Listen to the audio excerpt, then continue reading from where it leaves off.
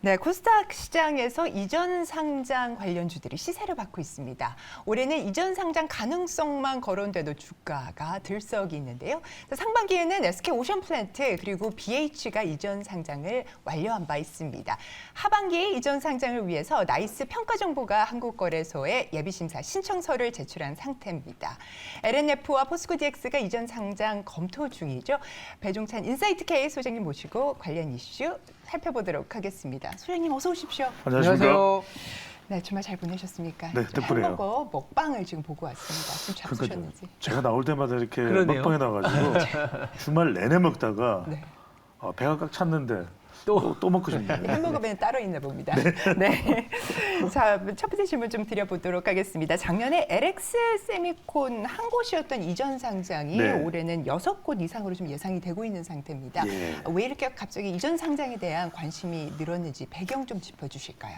일단은 더 좋은 대로라는 거죠. 그렇죠. 참 이게 왜 우리가 이런 인식이 있는지는 모르겠습니다만 자연스럽게 또는 영향을 받아서 생겨난 거죠. 그럼 지난해에는 왜 그랬을까? 지난해는 하여튼 여러 가지가 시장이 안 좋잖아요. 네. 그러니까 어디를 옮길 네. 생각을 못 하죠.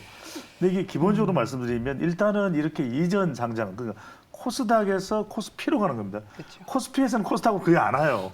그러니까 이게 코스닥에서 코스피 쪽으로 가게 되는데 그런 이유는 이제 올해 이제 정식 기대감도 있고 네. 좀 환경이 나아질 것이다. 경기 회복에 대한 이 기대감이 작동을 했다고 볼게요. 그러니까 기본적으로 그래 올해 괜찮을 거야.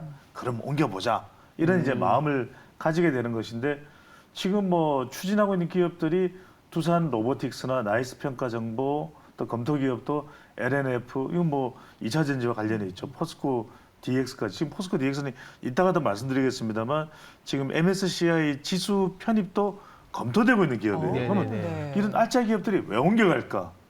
전반적인 상황이 사정이 환경이 코스피가 좋은 거예요.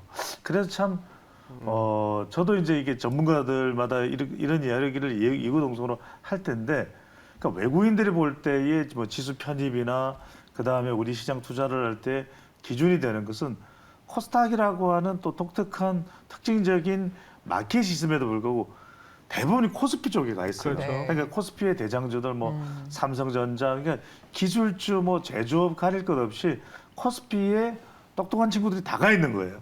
그러니까 에이 나도 그냥 코스피로 갈래. 그러니까 코스피로 가야 뭔가 투자도 높아지고 더 주가도 올라가고 실제 이제 그런 일이 빈번했어요. 네. 그러다 보니까 대체적으로 이 코스닥 코스피 쪽으로 몰려가는 경향이 올해 들어 더 생기게 되는 것이죠. 예. 코스닥에 있든 코스피에 있든 그 기업의 본질적인 영업이나 그렇죠. 비즈니스 모델의 변화는 없지만 그렇죠. 옮긴다는 자체는 예. 어떤 수급적인 모멘텀을 바란다 이렇게 볼 수도 있는 거죠. 맞습니다. 그러다 맞습니다. 보니까 이전이 된다라는 거는 수급적인 긍정적인 효과 거기다가 이제 센티멘트까지 자극을 할 수 있는데 또 한편으로는 이전 상장이라고 해서 반드시 좋은 건 아닐 수 있다라는 부분도 있거든요. 그렇습니다. 어떻게 우리가 좀 체크해야 이렇게 될까요? 좀 생각하시면 될 것 같아요. 이 가장 자기한테 적합한 환경이 돼야 되거든요. 네. 때로는 코스닥이 더 좋을 수도 있는 겁니다. 우리가 그렇죠. 왜냐하면 마냥 우수반으로 간다고 해서 내 성적이 올라가는 것도 그런 건 아니에요. 아니죠. 오히려 나는 입안에서 한 6개월 정도 더 공부 열심히 하고 그 다음에 진가를 발휘할 수도 있는데 괜히 쫓아갔다가 가랑이 찢어질 수도 있는 것이고요. 그래서 우리 신종환께도 아시겠지만은 다 성공한 건 아닙니다. 옮겨서 시들해진 종목들도 있어요. 맞아요. 그 이유는 뭐냐면 코스피에 갔더니 묻혀버리는 겁니다. 그러니까 이미 코스피에는 투자의 우선순위가 있어요.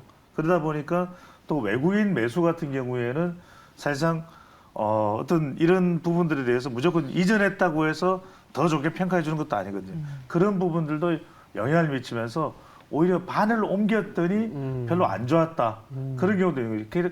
가령 우리가 SK 오션플랜트 같은 경우는 지난 4월 달에 코스피로 이전을 했지만 네. 그 이후에 주가는 또 내려갔거든요. 대체적으로 긍정적인 효과가 분명히 있습니다. 그래서 너나 할 것 없이 가려고 하는데 코스닥에서 코스피 쪽으로.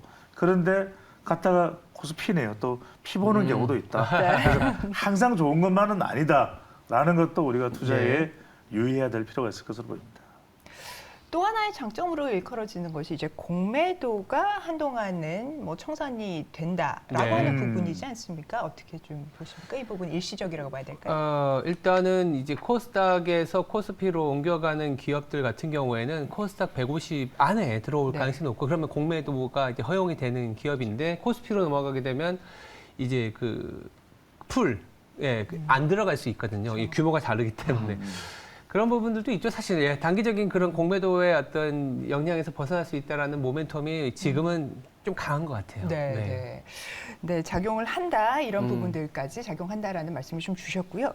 자, 막 앞에서 소장님께서 말씀을 주셨습니다. 네. MSCI 정기 변경도 지금 8월에 예정이 되어 있습니다. 그렇습니다. 네. 이번에 편입 종목으로 주목받는 것이 이제 에코프로인데요. 예. 자, 어떻게 보십니까? 이번에 포함될 거라고 보시는지 그리고 그 외에 또 우리가 주목해봐야 될 종목들이 이건 뭐 있을까요? 한 사람의 의견이라는 거의 에코프로는 확실시되고 있는 것 같아요. 네. 그러니까 우리 시간에도 요즘 뭐 많이 소개해드립니다. 요즘에는 뭐 온갖 배터리와 관련된 이야기들이 많아서 배터리 고모 3종까지 다 생겼는데 에코는 프로고 프로는 에코고 아니면 BM이다.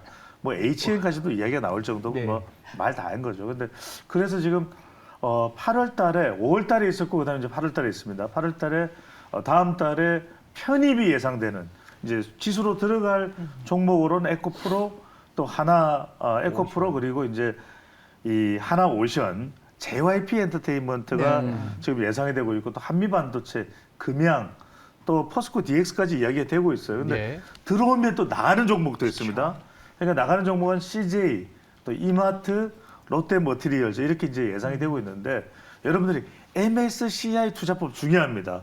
정정 앵커도 그런 이야기 많이 하실 텐데 이 MSCI에 편입된다는 소식만으로도 주가가 올라가요. 네. 그런데 이럴 때 뭐 선반영됐다는 이야기도 있는데 점점 올라갈 가능성이 있습니다. 그래서 여러분들이 예상되는 종목에 미리 투자하는 방법 상당히 중요하고 또 나올 것으로 예상되는 종목은 좀 손절을 하는 것도 여러분들이 투자를 제대로 하는 방법일 수가 있는데 이미 이전에 이제 우리가 여러 사례들을 봐왔지만 지난 5월 달에 뭐 포스코 인터내셔널도 그렇고 올라가거든요. KT도 그렇고 다시 지수에 재편입되니까 올라가더라. 이런 부분들을 여러분들이 잘 보실 필요가 있고 또 빠져나오게 되면 S1도 그렇고 아시지 않습니까? 이런 종목들은 또 영향을 받아서 내려가게 됩니다. 그래서 이른바 모건 스탠리 그다음에 캐피털 인터내셔널 투자법을 여러분들이 잘 활용하실 필요가 있다. 그러니까 어떤 게 들어가고 나오느냐에 따라서 그리고 이 MSCI 이머징 마켓 그러니까 신흥국에서 운영되는 이 자금이 어느 정도인지 아십니까? 패시브 자금 규모 말씀이시죠? 전체적으로 600조 원입니다. 네. 600조 원이기 때문에 여기에 편입된다는 것만으로도 상당히 또 탄력받을 수 있는데 그동안 뭐 에코프로에 대해서 밈 현상이다, 지나치다 그랬는데 여기에 또 편입되면 또 더 올라갈 수가 있어요. 그래서 말 그대로 이제는 2차 전지의 시대다라는 얘기를 하고 있기 때문에 여러분들이 투자하실 때는 이 MSCI 지수에 들어가는 기업이 102곳입니다. 이 기업들을 중심으로 해서 투자를 좀 포트폴리오를 구성하는 것도 상당히 여러분들이 도움이 되실 것으로 보입니다. 네. 일단 저희가 오늘 이제 수급적인 부분들, 뭐 이전 상장이라든지 MSCI 편출입과 관련된 이벤트 드리븐 전략에 대한 말씀을 드렸는데 또 이번 주에 또 워낙 유명하고 중요한 이벤트, 빅 이벤트가 있거든요. 그렇습니다. 좀 짚어주시고 어떻게 대응을 해야 할지 시사점까지 한번 말씀 부탁드릴게요. 뭐 가장 중요한 것은 연준이 이제 그렇죠. 베이비 스텝 25bp 그러니까 0.25%포인트 올린다는 거겠죠. 네네네. 그런데 이번 뭐 금리는 이미 예상되었던 것이기 때문에 이것 때문에 당장 우리 주가 종목에 영향이 있을까? 더 중요한 것은 아까도 말씀드리면 아닐 수도 있지만 저는 조금 더 가까운 쪽으로 봅니다. 미국 기업의 실적과 미국 뉴욕 증시의 방향성과 우리의 방향성이 상당히 또 영향받을 수도 있어요. 이런 부분들을 좀 주목을 하시면서 저는 미국이 좋으면 우리도 좋다. 아직까지 이 공식은 방정식 그대로 작동이 된다. 그렇다면 경기 민감주로 볼 수 있는 조선이나 또 성장주로 보이는 IT나 방산우장국 우리가 지금 잘 나가고 있는 거죠. 잘 나가고 있는 종목에는 좀 더 눈독을 들일 필요가 있다. 건설기계나 전기 장비까지 좀 눈독을 들여주고 제가 말씀드렸죠. L자 들어가는 기업에 주목을 해보실 필요가 있겠습니다. 네. 네, 좋습니다. 이렇게 해서 이번 주 블록버스터 주간입니다. 이번 주에 또 눈여겨봐야 할 일정까지 짚어주셨습니다. 오늘 말씀해주신 배종찬 소장님 말씀 대단히 감사합니다. 감사합니다. 고맙습니다.